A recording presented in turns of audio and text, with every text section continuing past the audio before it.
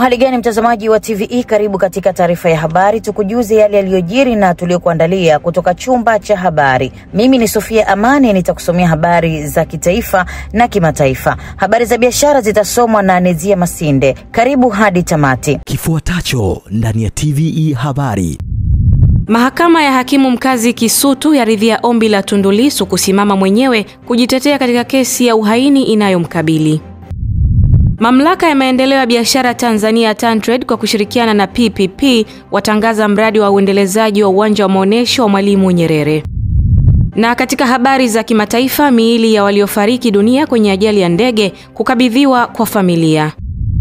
Karibu mtazamaji wa TVE na moja kwa moja tuanzie hapa jijini Dar es Salaam, ambapo Waziri Mkuu Kassim Majaliwa amezindua rasmi kampeni ya utoaji wa huduma ya msaada wa sheria ya Mama Samia Legal Aid Campaign kwa jiji la Dar es Salaam, na kuwataka wakuu wa mikoa kushirikiana na sekta binafsi ili kuhakikisha huduma za msaada wa sheria kwa wananchi zinakuwa endelevu. Taarifa zaidi tuungane na mwanahabari wetu Mrisho Mapeyo. Akizungumza katika uwanja wa Maturubai Mbagala jijini Dar es Salaam, Waziri Mkuu Kassim Majaliwa amesema kampeni hiyo ya Rais Dr. Samia imeonyesha mafanikio makubwa, hivyo upo umuhimu wa huduma hiyo kuwa ni endelevu kwa wakuu wa mikoa kushirikiana na sekta binafsi. Aidha, amewataka wataalamu wa sheria wanaoshiriki zoezi hilo kushirikiana vyema na wananchi ili kila mwenye changamoto yake apate ufumbuzi, huku akiweka msisitizo kwenye changamoto ya migogoro ya ardhi na vitendo vya ukatili. Taasisi za dini, mashirika ya kiraia na wananchi kwa ujumla tunapaswa kushirikiana ili kuhakikisha kwamba haki inatendeka katika taifa letu, na tuendelee kushauriana juu ya yale yote ambayo jamii inaona kwao ni changamoto. Viongozi wa mikoa na wilaya, nenda mkahakikishe kwamba mnaendelea kuhamasisha wananchi kutumia huduma hii kwa siku hizi 10, na kwa kuwa watazunguka kila wilaya. Kwa hiyo waheshimiwa wakuu wa wilaya, hakikisheni mnaanza kuzunguka maeneo yenu, watangazieni wananchi kuja kukutana na wataalamu wa sheria ili wenye changamoto ziweze kutatuliwa. Lakini 2, wazazi na walezi kwa watoto, mnapaswa kutambua kwamba nyie ndio nguzo muhimu katika kulinda na kuendeleza haki za watoto. Tunapozungumzia haki za watoto, nako kuna maeneo mengi ambayo tunahitaji wazazi myasimamie ili watoto hawa waweze kupata haki zao za msingi. Kwa upande wao, Waziri wa Katiba na Sheria Dr. Damas Ndumbaro na Waziri wa Nchi Ofisi ya Rais, Katiba, Sheria, Utumishi na Utawala Bora kutoka Serikali ya Mapinduzi ya Zanzibar Dr. Harun Ali Suleiman wamesema huduma hiyo ni muhimu kwa kuwa imewezesha watu wengi kupata haki zao licha ya kutokuwa na fedha za kugharamia wataalamu wa sheria. Lengo kubwa la msaada huu ni mambo mawili. Jambo la kwanza ni kutoa elimu na ufahamu wa kisheria kwa Watanzania wote. Jambo la pili ni kutoa msaada wa kisheria kwa kila Mtanzania mwenye uhitaji katika kila kona ya Jamhuri ya Muungano wa Tanzania. Mheshimiwa mgeni rasmi, haya yamefanyika katika mikoa yote 31 ya Tanzania bara na Zanzibar, katika halmashauri zote, katika kata zote, katika vijiji vyote. Katika karne hii ya kasi na mabadiliko, nimefurahi sana hapa kusikia kwa magereza watapokea vifaa vya tehama, na huu ni wakati wa tehama. Ni muhimu sana kuitazame teknolojia hii ya habari katika kichocheo cha kuongeza wigo wa huduma hii ya msaada wa sheria. Kutumia tehama tunaweza kuwafikia wananchi wengi zaidi kwa urahisi na kwa haraka, kupunguza gharama za utoaji huduma kwa kuongeza ufanisi katika usimamizi wa mashauri ya taarifa za kisheria.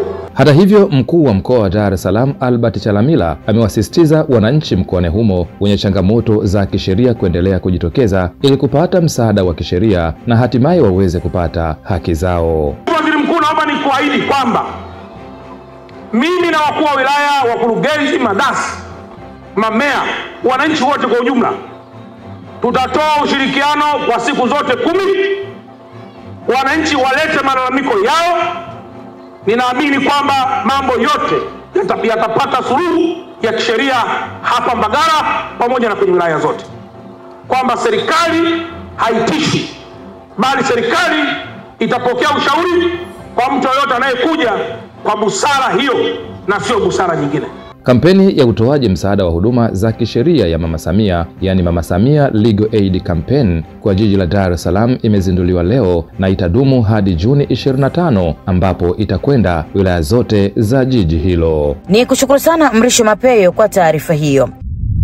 Na mtazamaji wa TVE, tukiwa bado jijini Dar es Salaam, mahakama ya hakimu mkazi Kisutu imeridhia ombi la mwenyekiti wa Chadema Tundu Lissu kusimama mwenyewe kujitetea katika kesi ya uhaini inayomkabili badala ya jopo la mawakili 30, huku ikihairisha shauri hilo hadi Julai mosi ambapo itasomwa hatua ya upelelezi. Taarifa zaidi na Goodluck Msola. Maamuzi hayo yametolewa na hakimu mfawidhi wa mahakama ya hakimu mkazi Kisutu, Franco Kiswaga, kufuatia maombi ya mshtakiwa ambaye pia ni mwenyekiti wa Chadema Taifa Tundu Lissu, ambaye amewasilisha maombi hayo mbele ya mahakama na kuomba asimame mwenyewe dhidi ya mawakili wa serikali kwa kile alichodai kukosa mawasiliano na jopo la mawakili wanaomtetea. Hiyo kuanzia sasa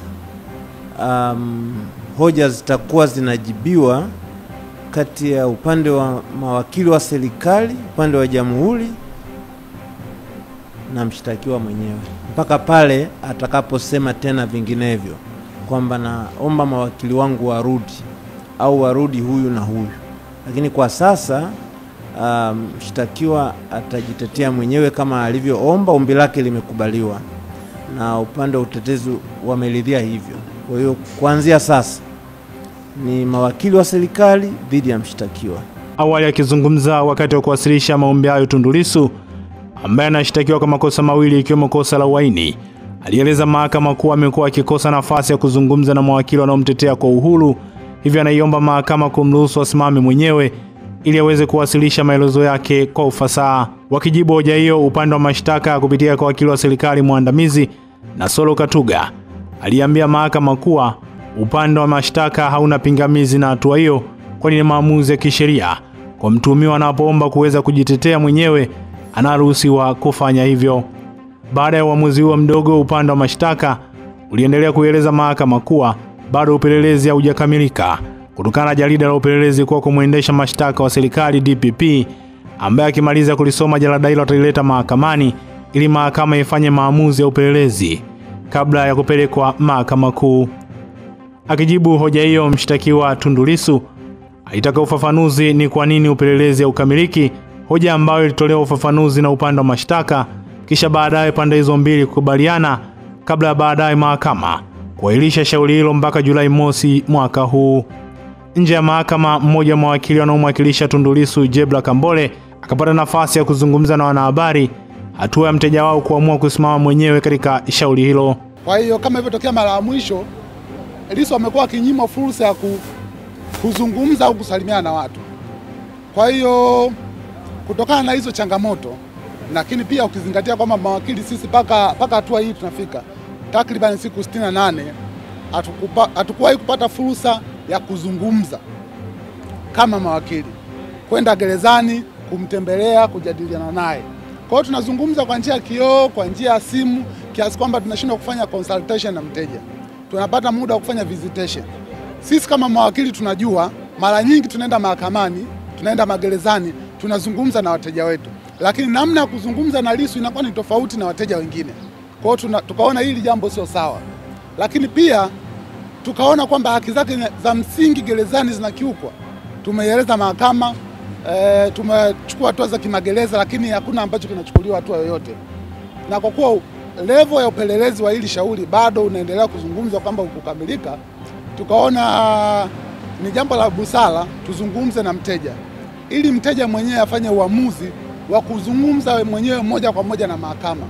Kwanza apate fursa ya kuzungumza ambao alikuwa anaikosa mwanzoni, lakini pia katika hizi hatua za awali aweze kuzungumza yeye mwenyewe.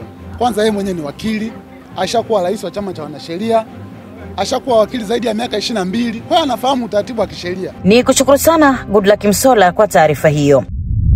Ikiwa leo mataifa mbalimbali barani Afrika yanaadhimisha siku ya mtoto wa Afrika, watoto wa manispaa ya Songea mkoani Ruvuma wameipongeza serikali kwa hatua zinazochukuliwa kuboresha mazingira ya elimu, ikiwa ni pamoja na sera, miundombinu na usawa wa fursa kwa watoto wa kike na wa kiume. Taarifa ya Innocent Horomo kutoka mkoani Ruvuma inaeleza zaidi. Wakizungumza na TVE Habari hii leo katika maadhimisho ya mtoto wa Afrika ambayo kwa halmashauri ya manispaa ya Songea yamefanyika katika viwanja vya shule ya msingi Mfaranyaki, Upendo William na Muebu Ibrahimu wakiwawakilisha watoto wa manispaa ya Songea wamesema serikali kupitia Wizara ya Elimu katika kuhakikisha watoto wa jinsia ya kike na kiume wanapata elimu kwa usawa kulingana na mahitaji ya kila kundi imeboresha sera, elimu, mazingira na miundombinu. Aidha, wamewaomba wazazi kuunga mkono juhudi za serikali kuhakikisha watoto wanapata mahitaji muhimu yatakayowawezesha kupata elimu bora, ikiwemo kuchangia chakula watoto shuleni.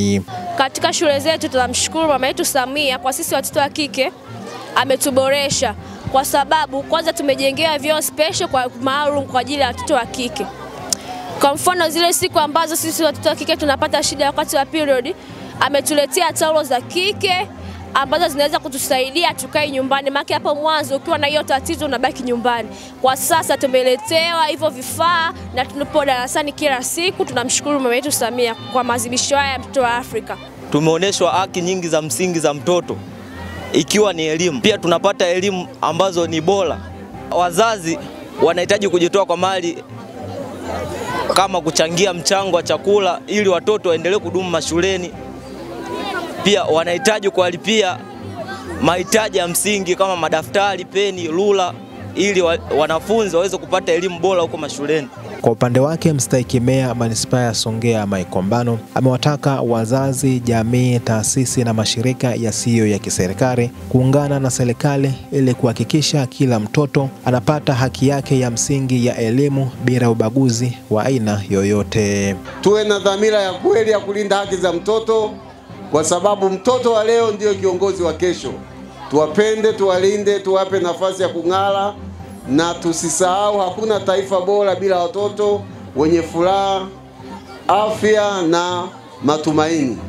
Mashirika ya kiraia na taasisi binafsi tushirikiane kuhakikisha hakuna mtoto anayeachwa nyuma, na watoto wenyewe muwe na nidhamu, bidii na heshima, haki na huja na wajibu. Ndugu mgeni rasmi, tumeshapeana mafunzo mazuri wakati wa maandalizi. Tulikuja kama timu ya maendeleo ya jamii, watoto wazuri, na kumbushia tulivyowaambia tuwatii wazazi wetu na walezi, tusome kwa bidii ili tutimize ndoto zetu, lakini pia tuwe wazalendo siku zote za maisha yetu. Siku ya mtoto wa Afrika huadhimishwa kila ifikapo Juni 16 kila mwaka, lengo ikiwa ni kuenzi haki, ustawi na maendeleo ya watoto wote barani Afrika. Kauli mbiu kwa mwaka huu ikiwa ni haki za watoto, tulipotoka, tulipo na tuendako. Ni kushukuru sana Innocent Horomo kwa taarifa hiyo.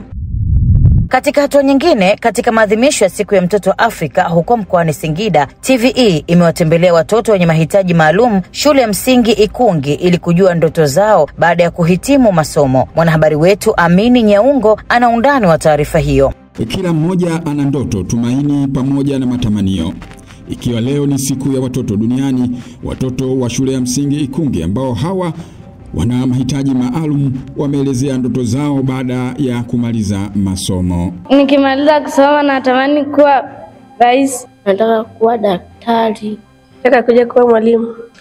Baadaye nataka nije kuwa mwalimu. Walimu wao ambao wanakaa nao na kuweza kuwafundisha nao walikuwa na haya ya kuongea. Ni upungufu wa vifaa hasa hivi vya wanafunzi wenye mahitaji maalum, zikiwemo karatasi za kutolea maandishi ya nukta nundu au maandishi ya braille, Perkins Braille. Hasa hilo ndio tatizo, kwa sababu vifaa vyake ni ghali kuvinunua. Kwa hivyo sasa vinapokosekana vile, kufikisha elimu inayotakiwa sasa kwa hao wanafunzi wenye mahitaji maalum, hasa wenye matatizo ya uoni, inakuwa changamoto. Lakini kwa wengine pia ni machapisho ya vitabu kuchelewa. Wale wenye mahitaji maalum vitabu vya kawaida vinakuja, lakini wao wanakuwa hawana vitabu vya kujisomea. Kwa hiyo hilo ni tatizo. Kwa hiyo wanategemea wasomewe na wenzao ndipo waandike. Kwa hiyo ni changamoto. Walio wengi wako vyuo vikuu na wengine wameshaajiriwa tayari. Kwa hiyo wanafunzi wanafanya vizuri kwenye mahitaji, wanaofanya vizuri hawa kawaida, pia wanafunzi wenye mahitaji maalum pia na nimewahi kupokea mwanafunzi alikuwa anaandika kutumia mguu, lakini amemaliza diploma, ili kama sijakosea anaweza kawa ameshaajiriwa au anatafuta ajira, lakini tayari ameshamaliza diploma. Siku ya mtoto Afrika huadhimishwa kila ifikapo tarehe 16 mwezi wa 6 ya kila mwaka kuweza kuwakumbuka watoto juu ya mambo mbalimbali yaliyotokea katika masuala mazima ya ukatili. Ni kushukuru sana Amini Nyaungo kwa taarifa hiyo.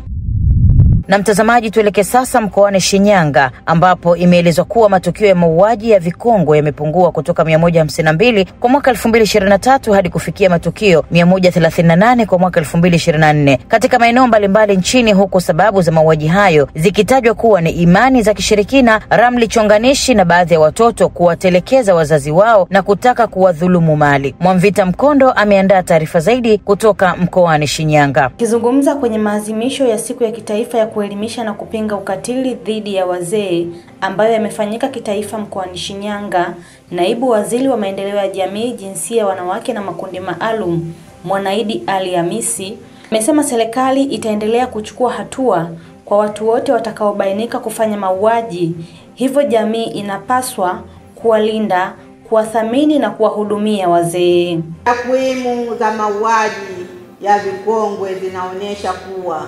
2022 jumla ya matukio 130 ya mauaji, wanaume 29 na wanawake 101 yalitolewa katika vituo vya polisi.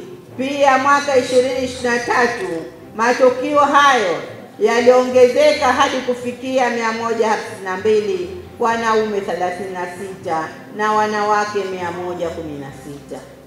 Aidha, mwaka 2024 matukio yalipungua na kufikia matukio 138. Mwenyekiti wa Baraza la Wazee Taifa David Sendo amesema mauaji ya wazee yanachochewa na uwepo wa waganga wa kienyeji na tiba mbadala wasio waadilifu ambao wamekuwa wakipiga ramli chonganishi na kusababisha maafa kwa jamii. Waganga wa tiba asili na mbadala ambao sio waadilifu hutumia nafasi zao kuleta hofu na mtafaruku kwa jamii kwa kutumia ramli chonganishi. Ramli hizi chonganishi zimeleta maafa na ukatili mkubwa kwa jamii zetu. Wengine wamedhurika kwa kukatwa mapanga, inawezekana, na kusababisha vilema vya maisha, hata kufa. Tunaelekea nyakati za uchaguzi. Watatumia kipindi hiki kuwadanganya baadhi ya wagombea na wananchi. Wananchi tunawashauri tuwaepuke. Kuna ukatili mwingine wa kifedha ama kiuchumi. Hapa pia kuna ile mikopo tunayoita mikopo ya kausha damu. Wazee wetu wamejikuta wameingia kwenye migogoro ya namna hiyo, na ule ni unyanyasaji, kwa sababu watu wengine wanawatumia kwa sababu ni wazee, hawana nguvu, basi wanawapa hata mikopo hiyo ya kausha damu. Kwa hiyo kwangu mimi nasema mikopo ya kausha damu ni ukatili dhidi ya wazee. Baadhi ya wazee na wadau wa kupinga vitendo vya ukatili wakapaza sauti zao kuelezea namna ambavyo vitendo hivyo vinakiuka haki za binadamu na kuleta athari kwenye jamii. Si juhudi tu nyingine, tulishirikisha vyombo vya sheria kama wakiwepo polisi wenyewe, kwa sababu mambo ya mauaji yanawahusisha sana, na kuna masuala ya ushahidi, kuhamasisha jamii pia iweze kutoa ushahidi yanapotokea mambo kama haya, na kujua tu kwamba wanawake, wazee, hata wazee wa kiume wote wana haki sawa za kuishi. Na kama wadau tumekuwa na mchango mkubwa eneo hili Kwanza, katika eneo la mabadiliko ya tabia tuna afua ambazo zinaunganisha makundi yote, mijadala ya kwa pamoja ama mijadala ya makundirika, kuona ni kwa namna gani kila mmoja ana nafasi ya kuhakikisha kwamba haki za wazee wetu zinalindwa, zinathaminiwa na zinaheshimiwa katika mazingira yote. Tunaposema kupinga ukatili dhidi ya wazee, yako mambo ambayo yakifanyika ni ukatili kwa wazee. Jambo la kwanza, wazee kutokusaminiwa na jamii. Wazee hawasaminiwi na jamii, hasa sehemu za kutolea huduma au kwenye mikusanyiko mbalimbali, wazee hawasaminiwi. Ni wazee kuuawa kwa imani za kishirikina. Hilo nalo ni jambo ambalo ni ukatili kabisa. Jambo la tatu ni wazee kutelekezwa na watoto wao. Inashangaza, wazazi wamezaa watoto 8 wakawalea mpaka wakajitegemea, lakini watoto 8 kuwalea wazee 2 inashindikana. Ni kushukuru sana Mwamvita Mkondo kwa taarifa hiyo. Katika kipindi cha miaka 4 ya serikali ya awamu ya 6, zaidi ya shilingi bilioni 29 zimetolewa katika wilaya ya Misungwi mkoani Mwanza, ambazo zimetekeleza miradi mbalimbali ya maendeleo ikiwemo elimu, afya na usambazaji wa umeme katika vijiji 115. Taarifa zaidi na Emmanuel Meshak kutoka Mwanza. Hayo yamesemwa na mkuu wa wilaya ya Misungwi Johari Samiz katika kongamano la miaka 4 ya dhahabu ya Rais Dr. Samia Suluhu Hassan ambalo limefanyika katika ukumbi wa chuo cha uhasibu TIA kampasi ya Mwanza. Tumeshapokea mpaka hivi ninavyozungumza zaidi ya milioni 29 milioni 229.5. Hizo zote zimekwenda katika miradi mbalimbali ya maendeleo.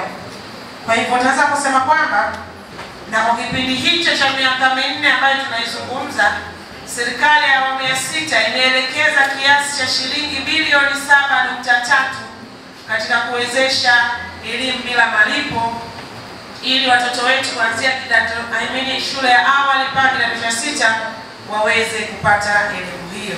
Lakini kama tunavyoelewa, kuna usambazaji wa nishati ya umeme, na nimesema hapa tunavyo vijiji 115. Ninasimama hapa na kuzungumza na taona takwimu, vijiji vyote 115 katika wilaya ya Misungwi vimefikiwa na umeme. Mtu anaweza akashangaa vijiji vyote.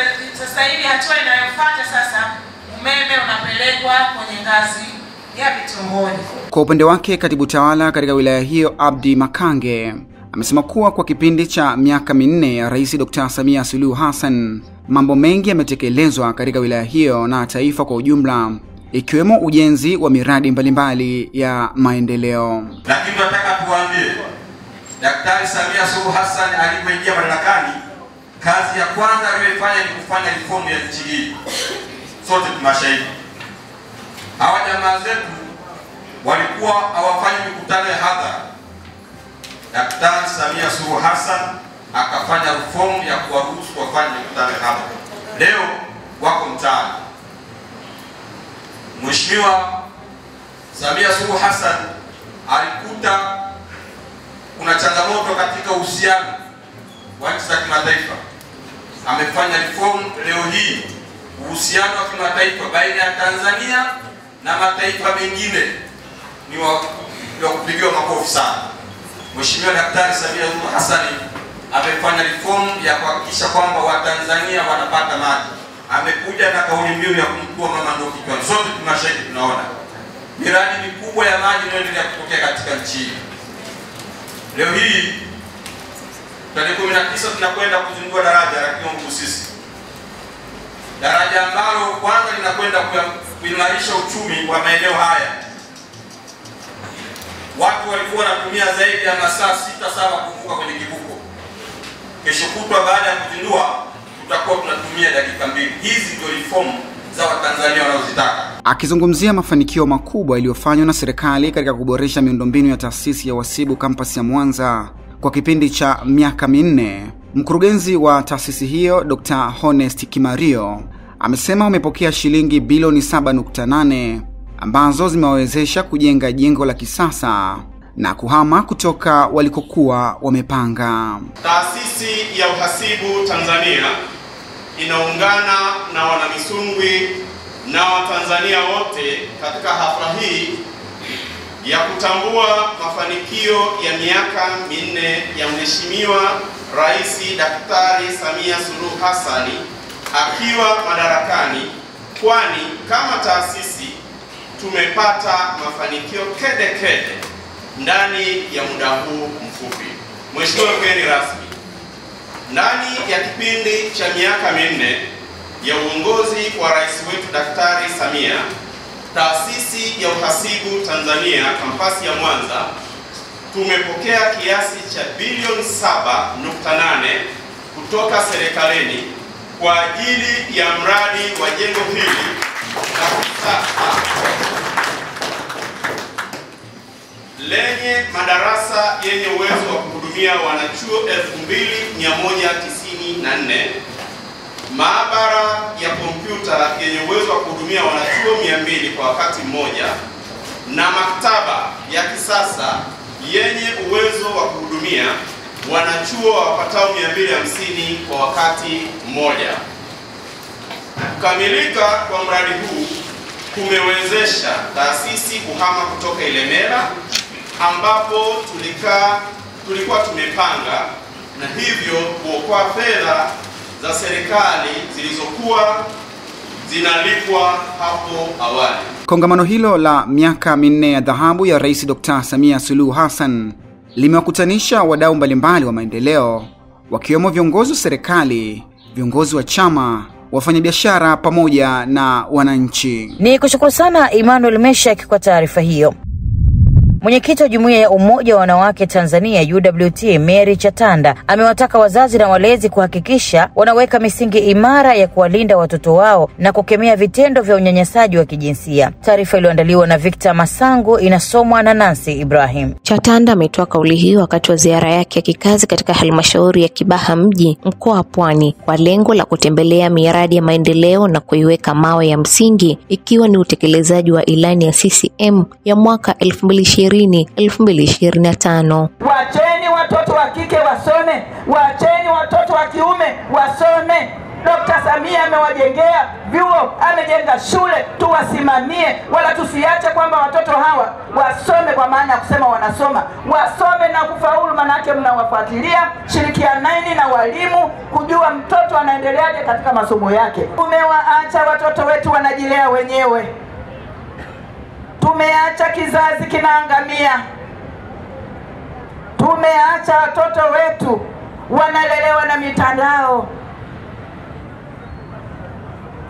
Wewe mama mtu mzima, mtoto wako mdogo anasema naomba simu kuchezea game. Unampa, unaendelea na shughuli zako. Mtoto anajua kuichezea ile simu kuliko wewe unavyoijua. Aidha, mwenyekiti huyo akiwa katika mradi wa ujenzi wa nyumba ya katibu UWT Kibaha mjini amewahimiza madiwani viti maalumu kuhakikisha wanajikita katika kuchangia ujenzi huo kabla ya kuanza zoezi la kuchukua fomu. Kwa upande wake, mbunge wa jimbo la Kibaha mjini Sylvester Koka amempongeza Rais wa awamu ya 6 Dr. Samia Suluhu Hassan kwa kutenga fedha nyingi kwa ajili ya utekelezaji wa miradi ya maendeleo. Utekelezaji wa ilani ya Chama cha Mapinduzi Kibaha mjini imetekelezwa kwa kiasi kikubwa na kwa namna iliyotukuka, na hili limesukumwa sana na usikivu na kazi kubwa aliyofanya Mheshimiwa Rais. Mwenyekiti wa UWT Taifa katika ziara yake amezindua mradi wa jengo la kitega uchumi la mgahawa wa UWT na kuweka jiwe la msingi katika nyumba ya katibu pamoja na kutembelea miradi mingine ya maendeleo. Ni kushukuru sana Nancy Ibrahim kwa taarifa hiyo. Na mtazamaji wa TVE, turejee tena jijini Dar es Salaam ambapo imeelezwa kuwa katika kipindi cha miaka 5 shirika la nyumba la taifa NHC limefanikiwa kuongeza kipato cha shirika hilo kutoka shilingi bilioni 123 mwaka 2019 hadi kufikia shilingi bilioni 189 mwaka 2024, sawa na ongezeko la 34%, na kwamba limefanikiwa kutoa gawio serikalini la shilingi bilioni 5.5 bila kodi mwaka 2025. Mrisho Mapeyo ametuandalia taarifa zaidi. Akizungumza Akizungumza jijini Dar es Salaam katika mkutano wa jukwaa la wahariri baada ya kufanya ziara ya kutembelea miradi inayotekelezwa na shirika hilo, mkurugenzi wa shirika la nyumba la taifa NHC Hamadi Abdallah Hamadi amesema shirika linazidi kuimarika kiuchumi, ambapo limetengeneza faida ya shilingi bilioni 235.4 ndani ya kipindi cha miaka mitano, na kwamba shirika limepata tuzo miongoni mwa mashirika yaliyofanya vyema hasa kwenye kutoa gawio. Katika kipindi cha miaka mitano kutoka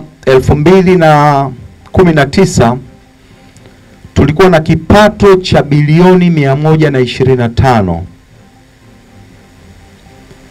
Katika hesabu ambazo zimekaguliwa na mkaguzi mkuu wa serikali kwa mwaka wa fedha uliopita, tumeweza kufikisha bilioni 189, ambalo utaona shirika limekuwa kwa asilimia 34 kimapato. Mwaka huu tumeenda kutoa gawio la bilioni 5.5. Hiyo inaondoa kodi. Ukiongeza na kodi manake ni kama bilioni 6.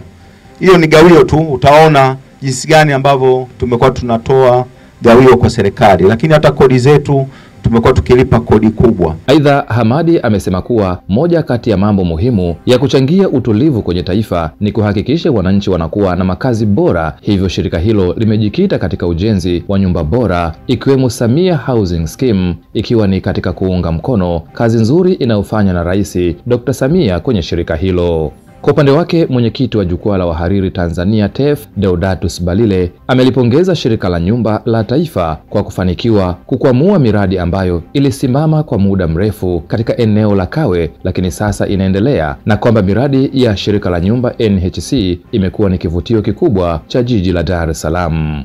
Tunapongeza sana kwa kukwamua huu mradi wa Kawe, kwa sababu miaka 8 iliyopita mradi huu ulisimama, na sijui ni sera, lakini acha tuseme tu kwamba ni sera ya serikali ya awamu ya 6 sasa kuikwamua hii miradi mpaka unaona kabisa miradi inaanza kufanya kazi.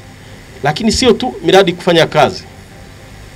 Jengo hili tulipo hapa Morocco Square tuliambiwa kwamba unajenga majengo ambayo hata mpangaji utampata miaka 8 iliyopita. Lakini leo tumeambiwa jengo hili kwa takwimu limejaa. Lina wapangaji wote, maeneo ya ofisi, maeneo ya kibiashara, nyumba za makazi, mpaka hoteli ambayo inaitwa King Jada iko hapa. Katika ziara hiyo, wahariri wa vyombo mbalimbali vya habari wametembelea mradi wa Morocco Square, mradi wa Kawe 711 pamoja na mradi wa Samia Housing Scheme uliopo Tanganyika Packers. Ni kushukuru sana Mrisho Mapeyo kwa taarifa hiyo. Kampuni ya Airtel Tanzania kwa kushirikiana na Baraza la Taifa la Usimamizi wa Uhifadhi wa Mazingira NEMC wameendesha kampeni ya kuhamasisha utunzaji wa mazingira kwa kufanya usafi wa fukwe na kugawa vifaa vya usafi kwa wakazi wa Mbezi Beach B ili waweze kupambana na tatizo sugu la taka za plastiki zinazoharibu mazingira ya bahari na kuhatarisha maisha ya viumbe hai. Recho Chacha ametuandalia taarifa zaidi. Mwenyekiti wa mtaa wa Mbezi Beach B Asha Vionatis ameipongeza Airtel kwa kuonesha mfano bora wa wajibikaji wa kampuni kwa jamii na kutaka juhudi hizo ziwe endelevu, angalau usafi ufanyike katika fukwe hizo mara moja kwa mwezi. Katika kuelekea kilele cha siku ya mazingira, ndugu zetu hawa wameona waje kujumuika nasi. Tunafahamu tuna maeneo mengi sana, tuna mitaa mingi sana, lakini kama nilivyoelezeni awali kwamba katika mtaa wetu wa Mbezi Beach B sisi tumekuwa vinara wakubwa katika kuhakikisha tunasimamia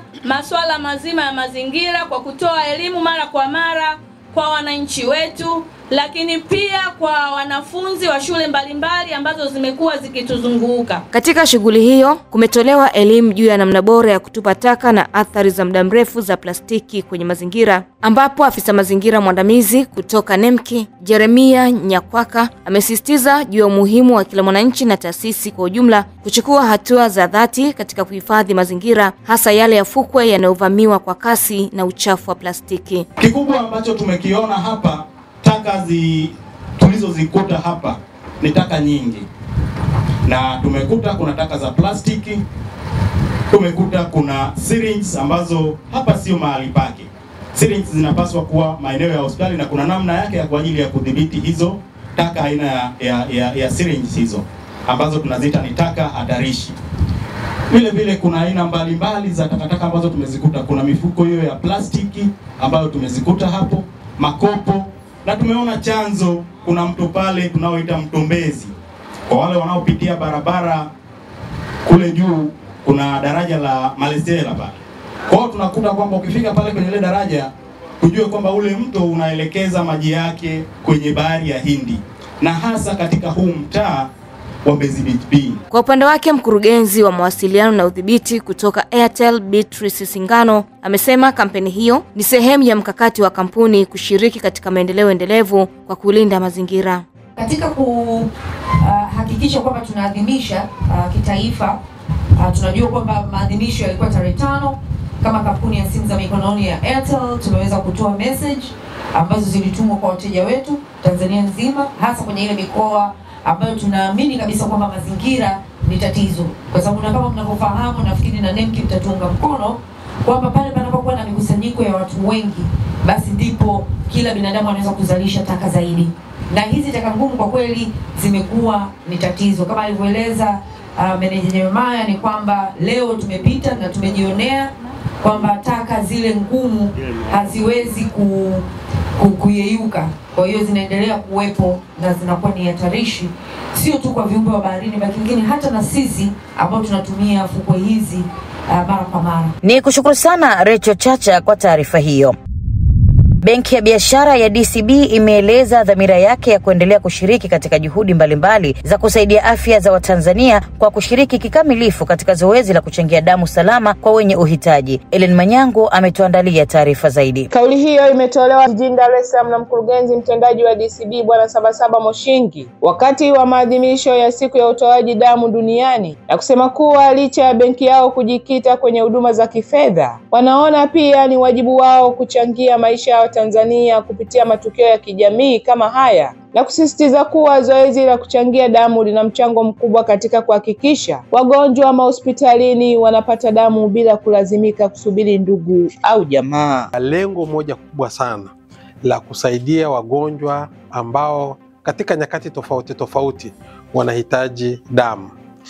Na sisi Benki ya Biashara ya DCB tunaamini katika kushirikiana na partners wetu kusapoti afya za Watanzania ambao from time to time wanakuwa na dimandi ya kupata ya kuhitaji damu. Katika hafla hiyo, mkuu wa kitengo cha maabara katika hospitali ya Aga Khan Dr. Caroline Ngimba ametoa wito kwa Watanzania kuwa na moyo wa kujitolea damu mara kwa mara badala ya kusubiri siku maalum za kitaifa au kimataifa, na kuwa mtu mwenye afya anaweza kuchangia damu kila baada ya miezi mitatu, na kwamba damu hutolewa kwa binadamu kutoka kwa binadamu. Tunafurahi sana na tunashukuru sana Benki ya DCB leo tukiwa na mkurugenzi mkuu ambaye anaonyesha mfano kwa kujitolea kuchangia damu ambayo inawasaidia wananchi wetu. Sisi watu wa hospitali tunajua jinsi tulivyokuwa na shida ya damu katika mahitaji tofauti, kwa mfano kwa mama wanaojifungua, watu waliopata ajali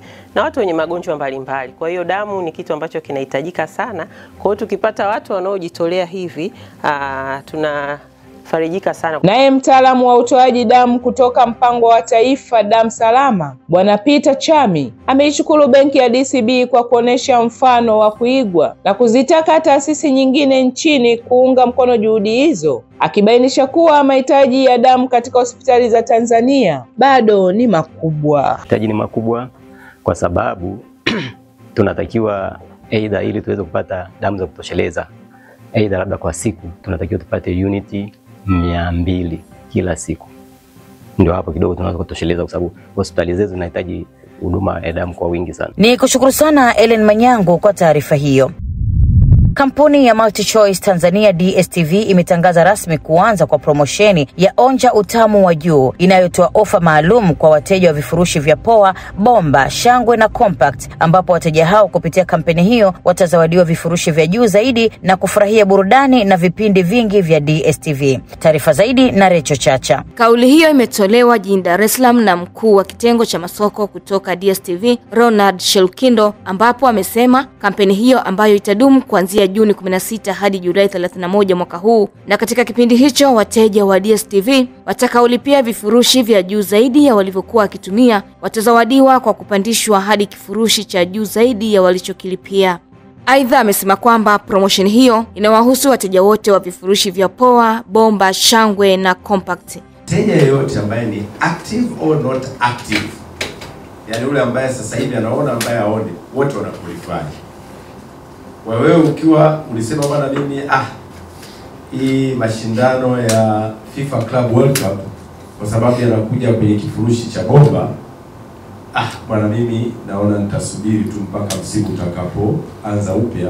Hapana, usifanye hivyo, kwa sababu kwa ofa hii sasa tunatakiwa uonje utamu wa juu. Wewe lipia kifurushi cha Poa cha shilingi 11,000, tutakupeleka kifurushi cha shilingi 27,000 ambacho ni Bomba.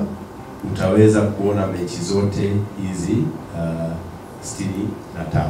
Promotion hiyo ni mwendelezo wa dhamira ya DStv kuhakikisha wateja wake wanapata huduma bora na yenye thamani, huku wateja wakihimizwa kuchangamkia fursa hiyo kabla ya Julai 31 mwaka huu ili kufurahia burudani zaidi kupitia kifurushi cha juu.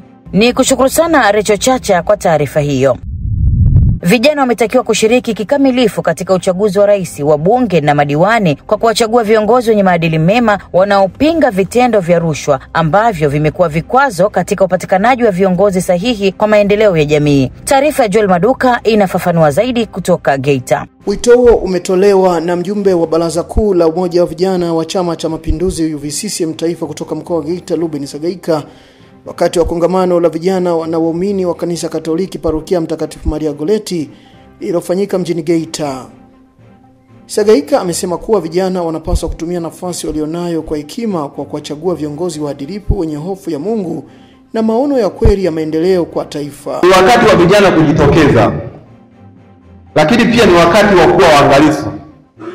Kwa hiyo baba paroko, nichukue nafasi kuomba sana vijana wenzangu wa Parokia Maria Goleti, tujitokeze kwa wingi sana vijana wenzangu katika kuhakikisha tunajiandikisha katika maeneo yetu ili kapige kura za kuwachagua viongozi wetu, kwa sababu viongozi wetu hawa ndio tunaishi nao katika maeneo yetu, madiwani pamoja na wabunge na mheshimiwa rais wa Jamhuri ya Muungano wa Tanzania. Kijana unayo haki ya kuchagua na kuchaguliwa. Kwa upande wake, Padri Faustini Kambale, baba paroko wa Parokia Mtakatifu Maria Goleti, amewahimiza vijana kufuata maelekezo ya viongozi wa nchi na kuhakikisha misingi ya amani inadumishwa katika kipindi chote cha uchaguzi. Na Rafael Mayunga, mwenyekiti wa vikundi vya walei wa Katoliki Viwawa wa parokia hiyo, amesema makongamano kama hayo yana faida kubwa kwa vijana, kwani uwajengea uwezo wa uelewa kuhusu nafasi yao katika mabadiliko ya kijamii na kisiasa. Naomba vijana wote wafuate maagizo ya viongozi, wakitumikia sisi wote tukitumikia amani, kwani katika amani sisi wote vijana tutajipata na tutakuwa vizuri na tutaendelea katika kukua hata kupata kazi. Basi amani ndio msingi wa vyote, bila amani hakuna chochote. Karibuni sana vijana na mshiriki uchaguzi na muepukane na wachochezi wa kuleta mgogoro na chuki katika mambo ya taifa. Faida ambalo tunapata kwa vijana, kwanza tunakuja kuchangamana katika masuala ya umoja, lakini pia tunapokutana kama hivi tunapata fursa mbalimbali za kutambua mambo yanayoendelea katika ulimwengu na tunashirikishana yale mazuri ambayo yanatujenga katika masuala mazima ya kiimani. Kongamano hilo limekuwa sehemu ya kuhamasisha ushiriki wa vijana katika masuala ya kijamii na kisiasa, huku ikilenga kuwajengea uwezo wa kufanya maamuzi sahihi kwa mustakabali wa taifa. Washiriki wametakiwa kuwa mabalozi wa amani na mabadiliko chanya ndani ya jamii zao. Ni kushukuru sana Joel Maduka kwa taarifa hiyo. Na mtazamaji, hii ni TVE Habari, mimi ni Sofia Amani. Tupate mapumziko mafupi kisha tutaendelea na taarifa ya habari. Kifuatacho ndani ya TVE Habari. Mamlaka ya maendeleo ya biashara Tanzania TanTrade kwa kushirikiana na PPP watangaza mradi wa uendelezaji wa uwanja wa maonesho wa Mwalimu Nyerere.